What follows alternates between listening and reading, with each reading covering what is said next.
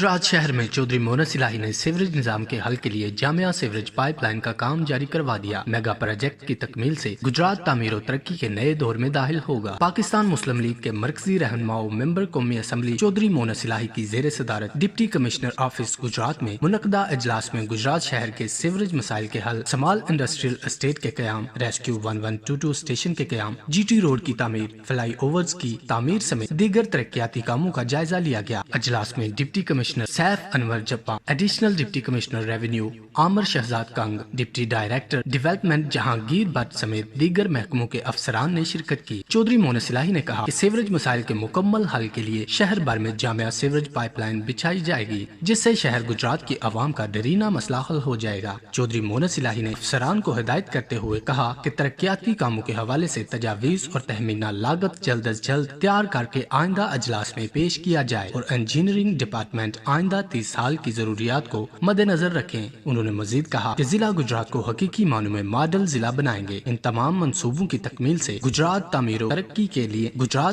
तरक्की के नए दौर में दाखिल होगा। गुजरात के लिए मौजूदा 10 अरब के तरक्याती बजट की तारीख में कोई मिसाल नहीं मिलती।